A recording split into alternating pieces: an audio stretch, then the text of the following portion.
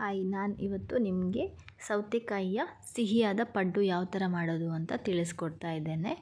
ಮೊದಲು ಒಂದು ಮಿಕ್ಸಿ ಜಾರಿಗೆ ನೆನೆಸಿಟ್ಟುಕೊಂಡಿರುವಂಥ ಅಕ್ಕಿ, ಹಾಗೆ ಬೆಲ್ಲ, ತೆಂಗಿನ ತುರಿ, ಹಾಗೆ ರುಚಿಗೆ ತಕ್ಕಷ್ಟು ಉಪ್ಪು ಇದನ್ನ ಹಾಕ್ಕೊಂಡು ನುಣ್ಣಗೆ ರುಬ್ಕೋಬೇಕು. ಇದಕ್ಕೆ ನೀವು ನೀರನ್ನು ಕೂಡ ಆ್ಯಡ್ ಮಾಡ್ಕೋಬೋದು. ಇಲ್ಲಾಂದರೆ ನೀವು ಏನು ಸೌತೆಕಾಯಿ ತುರಿತೀರಲ್ಲ ಆವಾಗ ಏನು ಅದರ ನೀರಿರುತ್ತೆ ಅದನ್ನ ಕೂಡ ಆ್ಯಡ್ ಮಾಡಿಕೊಂಡು ನುಣ್ಣಗೆ ರುಬ್ಕೊಳ್ಳಿ. ಸೊ ಇದೇ ಥರ ರುಬ್ಕೊಂಡ್ಬಿಟ್ಟು ಇದನ್ನ ಒಂದು ಪಾತ್ರೆಗೆ ಹಾಕ್ಕೋಬೇಕು.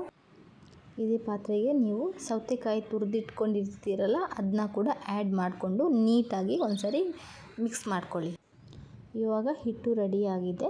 ನೀವು ಇವಾಗ ಕಾವಲಿ ಏನು ಇಟ್ಕೊಳ್ತೀರಲ್ಲ ಸೊ ಅದನ್ನ ರೆಡಿ ಮಾಡ್ಕೊಳ್ಳಿ. ಸೊ ಒಲೆ ಮೇಲೆ ಇದನ್ನ ಇಟ್ಕೊಂಡು ಸ್ವಲ್ಪ ಕ್ಲೀನ್ ಮಾಡಿಕೊಂಡು ಇದಕ್ಕೆ ಸ್ವಲ್ಪ ಎಣ್ಣೆನ ಹಾಕ್ಕೊಳ್ಳಿ. ಈ ಗುಳಿ ಹಬ್ಬದ ಕಾವಲಿಗೆ ಎಣ್ಣೆನ ಹಾಕ್ಕೊಂಡು ಏನು ಹಿಟ್ಟು ರೆಡಿಯಾಗಿರುತ್ತಲ್ಲ ಅದನ್ನು ಒಂದೊಂದಾಗಿ ಹಿಟ್ಟನ್ನು ಇದಕ್ಕೆ ಹಾಕ್ಕೊಳ್ಬೇಕು. ಹಾಕ್ಕೊಂಡು ಇದಕ್ಕೆ ಒಂದು ಮುಚ್ಚಳನ ಮುಚ್ಚಿ ಒಂದು 2 to 3 ಮಿನಿಟ್ಸ್ ತನಕ ವೆಯ್ಟ್ ಮಾಡಿ. ಸೊ 2 to 3 ಮಿನಿಟ್ಸ್ ಆದಮೇಲೆ ಇದನ್ನ ಮತ್ತೆ ಉಲ್ಟಾ ತಿರುಗಿಸ್ಕೋಬೇಕಾಗತ್ತೆ. ಸೊ ಉಲ್ಟಾ ತಿರುಗಿಸ್ಕೊಂಡು ಇದನ್ನ ಬೇಯಿಸ್ಕೋಬೇಕು. ಸೊ ಬೇಯಿಸಿ ಆದಮೇಲೆ ಒಂದು 2 ಮಿನಿಟ್ಸ್ ವೆಯ್ಟ್ ಮಾಡಿ, ಆವಾಗ ನಿಮಗೆ ಗುಳಿ ಹಬ್ಬ ರೆಡಿಯಾಗಿರುತ್ತೆ. ಸೊ ಇದನ್ನ ನೀವು ಒಂದು ಬೌಲಿಗೆ ಹಾಕೋಬೇಕು.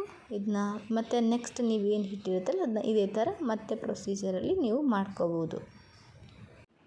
ಇದರ ಜೊತೆಗೆ ಇದನ್ನು ತಿನ್ನಲಿಕ್ಕೆ ನೀವು ಖಾರ ಚಟ್ನಿನ ಕೂಡ ಮಾಡ್ಕೋಬೋದು. ಇದಕ್ಕೆ ನಾನಿಲ್ಲಿ ತೆಂಗಿನ ತುರಿ, ಕೊತ್ತಂಬರಿ ಸೊಪ್ಪು, ಮೆಣಸು, ಶುಂಠಿ, ಹಾಗೆ ಸ್ವಲ್ಪ ಉಪ್ಪು ಮತ್ತು ಹುಳಿನ ಹಾಕ್ಕೊಂಡು ಚೆನ್ನಾಗಿ ರುಬ್ಕೊಂಡಿದ್ದೇನೆ.